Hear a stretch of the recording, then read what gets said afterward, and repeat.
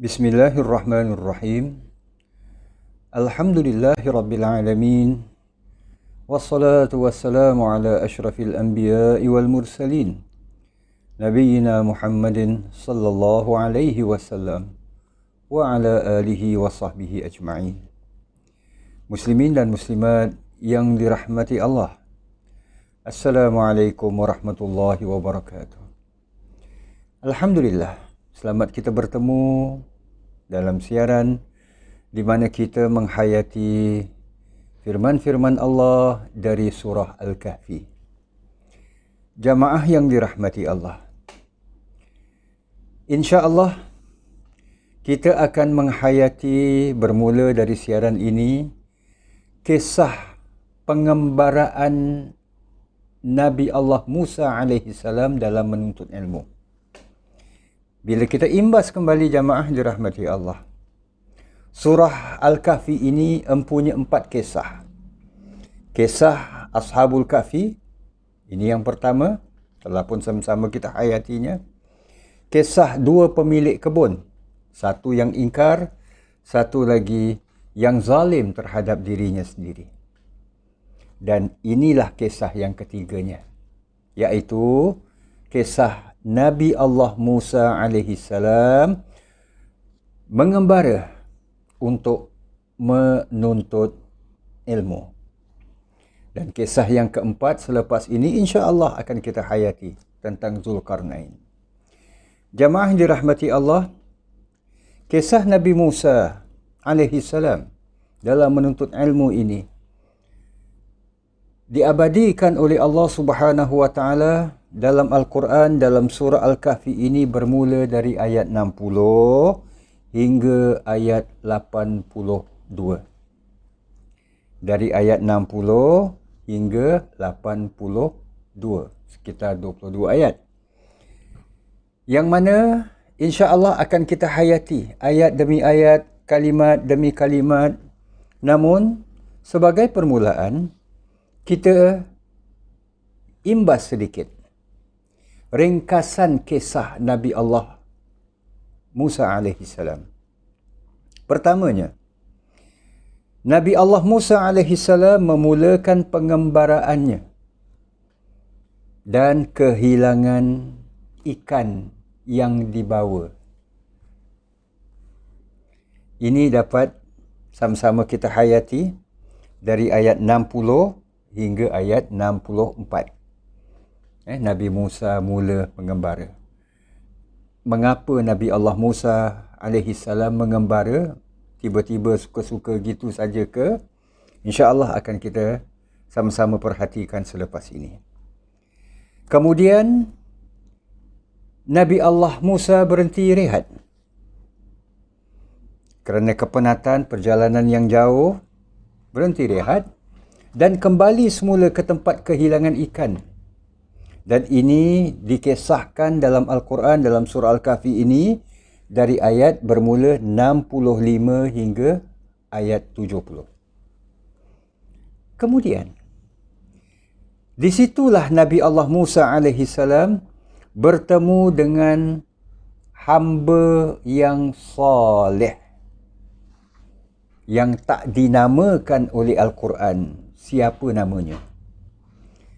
Jadi Nabi Allah Musa alaihi salam bertemu dengan hamba yang soleh ini dan Nabi Musa mula belayar dan belajar.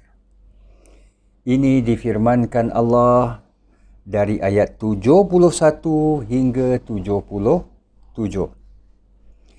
Dalam pelayaran tersebut terdapat 3 peristiwa ataupun 3 kejadian di mana Nabi Musa alaihi salam menegur gurunya yang sepatutnya itu tidak dilakukan oleh Nabi Allah Musa.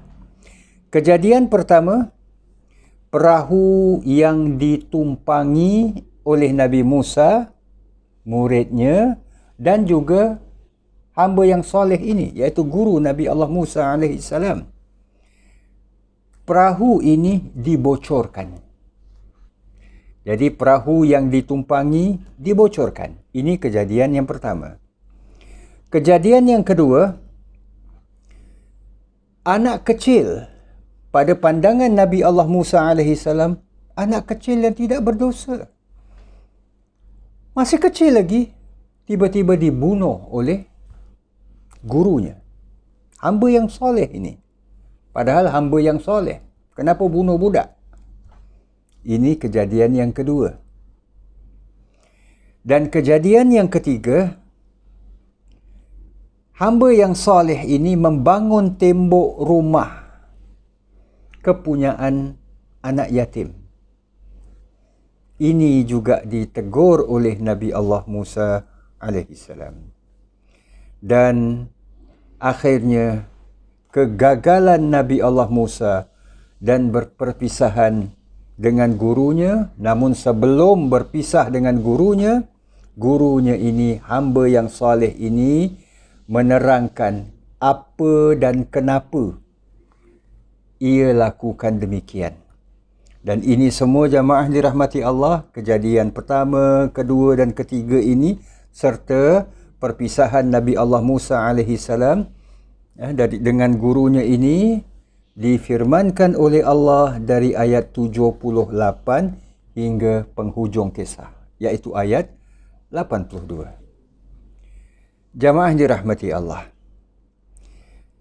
Kita mulakan insya-Allah pengembaraan ilmu Nabi Allah Musa alaihissalam dari ayat 80 yang difirmankan Allah Subhanahu wa taala. Daripada ayat 60, ayat 60. Allah firmankan di ayat 60, A'udzubillahi minasyaitonir rajim. Wa idh qala Musa li fatahu la abrahu hatta ablugha majma'al bahraini aw amdiya huquba. Dan ingatlah peristiwa ketika Nabi Allah Musa berkata kepada anak muda. Anak muda di sini adalah pengikutnya yang menemani dan menyertai pengembaraan Nabi Allah Musa alaihissalam. Jamaah yang dirahmati Allah, Allah hanya firmankan Nabi Musa itu berkata li fatahu, berkata kepada pemudanya, iaitu anak muridnya, tanpa sebarang nama. Jamaah dirahmati Allah, ini lumrah Al-Quran. Tak penting tentang siapa dia. Itu tak penting. Yang penting adalah pengajaran di balik peristiwa itu. Di sini jamaah dirahmati Allah, Nabi Musa alaihissalam dalam apa yang ditafsirkan oleh para ulama kita, iaitu termasuklah hadis daripada Nabi SAW, muridnya itu adalah Yusha' bin Nun. Yusha' bin Nun ni, kemudian ada riwayat yang menyatakan ia juga merupakan akhirnya seorang Nabi. Tapi pada masa itu, ia merupakan murid kepada Nabi Allah Musa alaihissalam. Jadi, Nabi Musa mengatakan kepada anak muda yang menyertai ataupun yang mengikutinya, aku tidak akan la abrahu hatta ablugha majma'al bahrain. Aku tidak akan berhenti berjalan. Maknanya kau ikut aku sama-sama dan kita berjalan terus. Aku tak akan berhenti sehingga aku sampai di tempat pertemuan dua laut. Ablugha, sampai majma'al bahrain, pertemuan dua laut. Maknanya kalau tak bertemu dengan pertemuan tempat di mana bertemunya dua laut ini, au amdiya huquba, ataupun aku berjalan terus bertahun-tahun. Maknanya selagi tak bertemu ataupun tak jumpa tempat bertembung ataupun bertemunya dua laut, aku akan terus jalan. Jadi Nabi Musa alaihissalam dah beri isyarat kepada anak muridnya bahawa pengembaraan mereka ini bukan satu pengembaraan yang mudah. Ini bukan jalan-jalan cari makan, kata orang tu, suka-suka. Satu nak pergi vacation ke apa ke, umpamanya lah. Tidak. Tapi ini penggambaraan menuntut ilmu. Sebelum kita hayati pengajaran-pengajaran berdasarkan kepada tafsiran dan kupasan para alim ulama kita renungi sedikit jamaah. Sababun nuzul. Sebab turunnya kisah Nabi Allah Musa alaihi salam di surah Al-Kahfi ini dari ayat 60 hingga ayat 82. Seperti mana kisah yang cukup panjang disampaikan oleh Nabi yang juga diriwayatkan oleh Imam Bukhari serta Imam Muslim daripada sahabat Ubay bin Ka'ab radhiyallahu anhu. Umpamanya, Imam Bukhari telah meriwayatkan sebuah hadis bahawa pada satu ketika Nabi Musa alaihi salam berdiri dengan menyampaikan khutbah. Bila Nabi Musa alaihi salam menyampaikan khutbah kepada kaumnya, salah seorang di antara mereka ini bangun bertanya kepada Nabi Allah Musa alaihi salam, "Wahai Musa, ada tak di sana orang yang lebih alim, yang lebih ilmunya daripada kamu?" Alim ni maknanya bukan rajin solat, rajin puasa, umpamanya. Itu kalau daripada segi istilah yang betul adalah abid, ahli ibadat. Alim maknanya orang yang lebih berilmu. Jadi ada tak di sana orang yang lebih berilmu daripadamu, wahai Musa? Nabi Musa berdasarkan pengetahuannya di tempatnya pada masa itu, ia merasakan, ya, sebab ia seorang Nabi, ia seorang Rasul, maka Nabi Musa menjawab secara berterus terang, tak ada. Orang yang paling alim siapa? Aku, jawab Nabi Musa alaihi salam. Jamaah dirahmati Allah.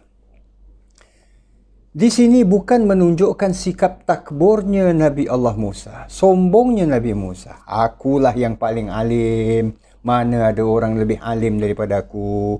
Aku yang paling pandai, mana ada orang yang lebih pandai daripada aku. Yang lain cuma memandai-mandai, umpamanya. Tidak, bukan begitu.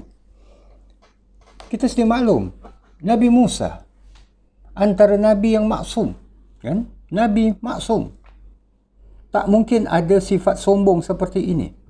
Jadi Nabi Musa menjawab berdasarkan apa yang ditanya dan menerusi apa yang beliau tahu. Sebab pada ketika itu tak ada Rasul yang lain, Nabi yang lain selain daripada beliau pada masa itu dan di tempat itu. Sebab itu bila ditanya, ada tak di sana orang yang lebih alim daripadamu? Tidak ada. So siapa orang yang paling alim? Aku. Jadi jamaah dirahmati Allah. Allah Subhanahu wa taala kemudiannya menyatakan kepada Nabi Musa bahawa sebenarnya ada di sana orang yang lebih alim daripadamu, orang yang lebih berilmu daripadamu, wahai Musa. Maknanya Allah Subhanahu wa taala nak perbetulkan tanggapan Nabi Musa. Walaupun banyak kitab-kitab, hatta kitab-kitab tafsir yang mengkomen ataupun memberikan komentar tafsiran tentang jawapan Nabi Musa alaihi salam ini, dengan Allah menegur. Ya, di satu sudut ia teguran daripada Allah, tapi dalam waktu yang sama Allah Subhanahu wa taala tegur itu nak memperbetulkan kefahaman Nabi Allah Musa alaihi salam. Ada di sana orang yang lebih alim. Engkau akan menemui orang tersebut, wahai Musa, di tempat bertemunya dua laut. InsyaAllah ada beberapa tafsiran berhubung dengan tempat tersebut.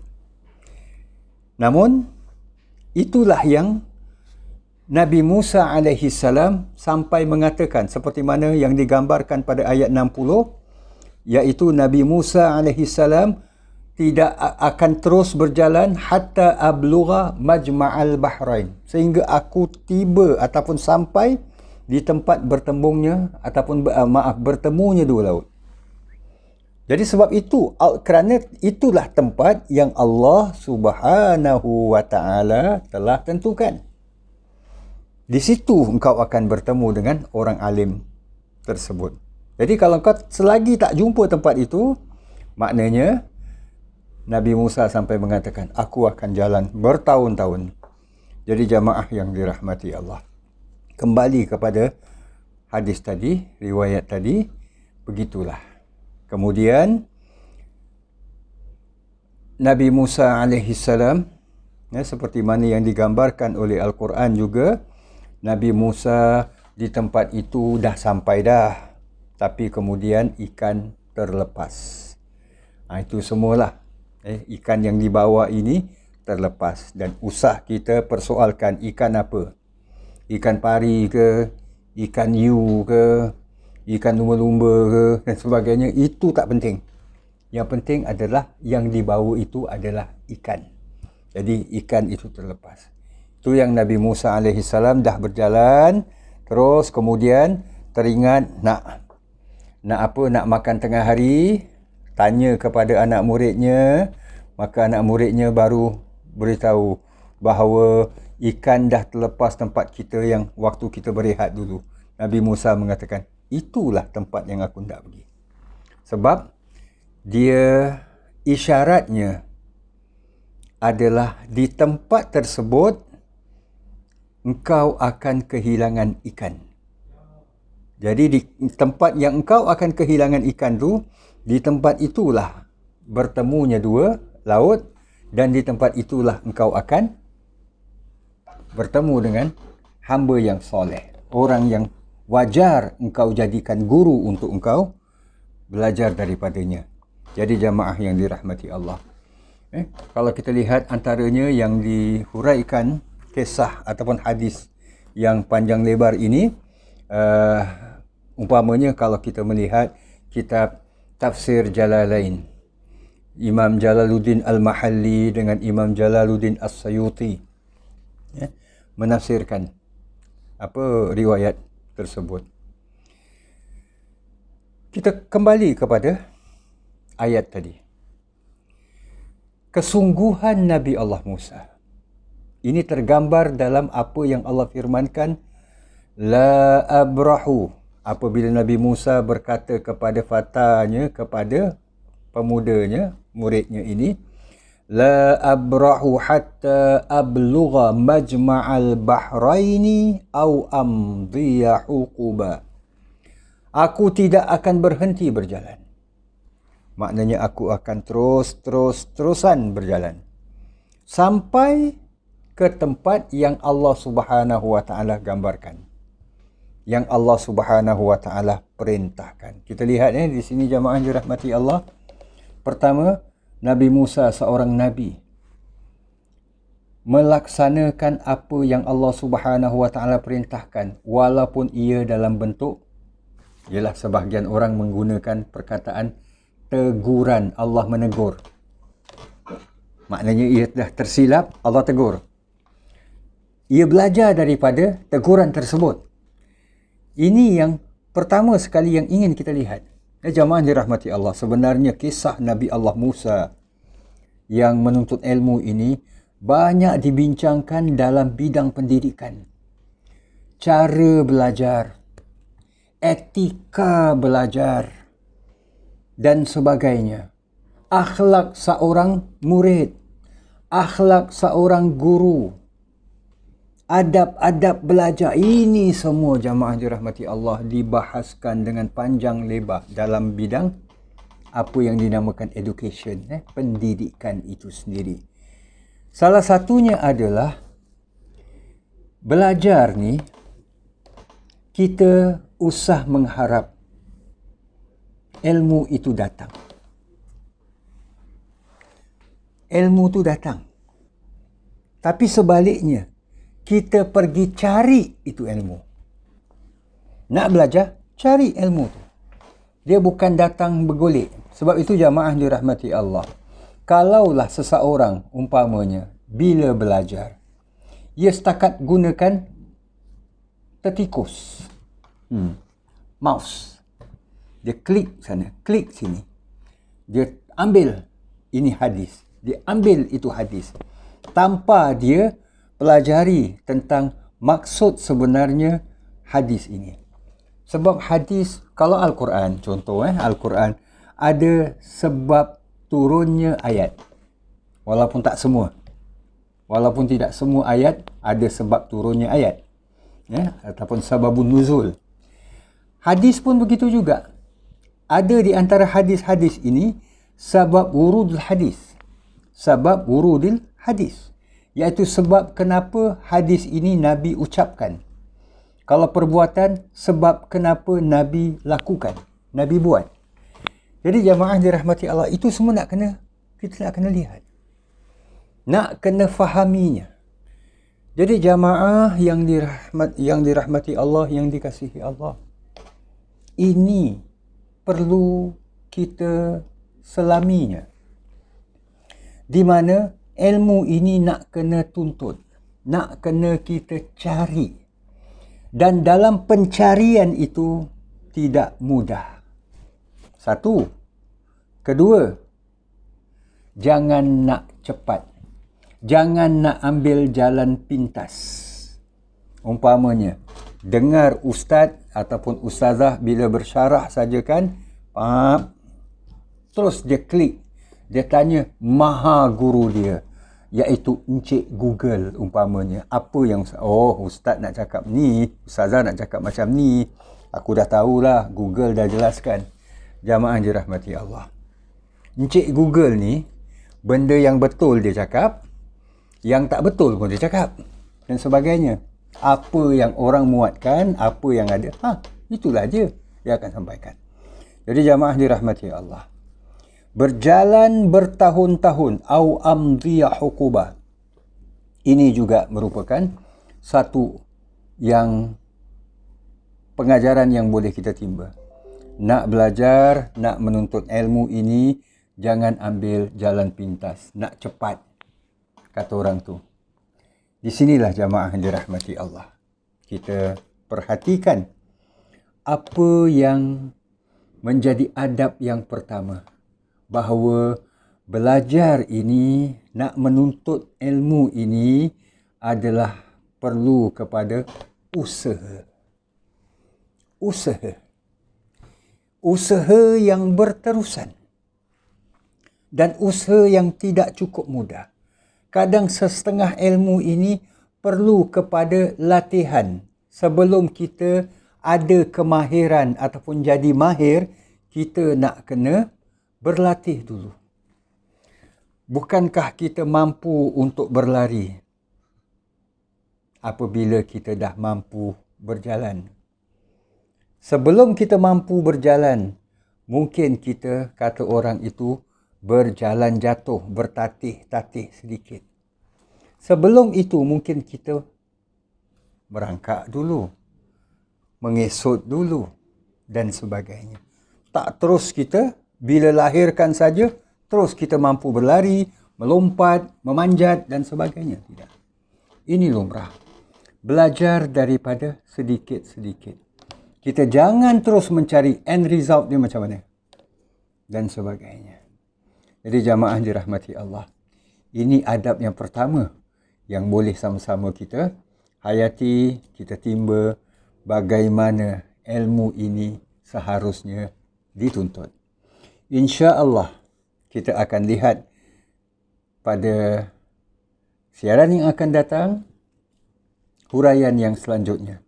Tempat Majma'al Bahrain, tempat bertemunya dua laut, tafsiran para ulama kita dan sebagainya. Carilah tempat itu dalam Google Map ke apa ke umpamanya. Itu semua nantilah insya-Allah akan sama-sama kita hayatinya dalam siaran kita yang akan datang dengan izin Allah. Terima kasih di atas kesudian para jamaah bersama-sama. Mudah-mudahan kita tergolong dalam golongan orang-orang yang senantiasa bersabar dalam menuntut ilmu, yang konsisten dalam menimba ilmu, ilmu-ilmu Allah Subhanahu wa taala. Dan yang akhirnya adalah kalau kita balik kepada apa yang ditanyakan kepada Nabi Musa, siapakah orang yang paling alim? Nabi Musa menjawab, aku. Ini pun menjadi pengajaran kepada kita. Bak firman Allah, wa fawqa zi ilmin alim. Atas daripada orang yang berilmu itu, ada yang lebih berilmu. So, kita jangan bersikap sok tahu, kata orang Indonesia. Serba tahu. Aku ni macam-macam ilmu aku ada. Macam-macam ilmu. Aku ni bergelar seorang alim ke, seorang macam-macam lah orang katakan dan sebagainya. InsyaAllah akan kita hayati dalam siaran yang akan datang dengan izin Allah. Aqulu qawli hadha wa astaghfirullahal azim li wa lakum wa lisairil muslimin. Wassalamualaikum warahmatullahi wabarakatuh.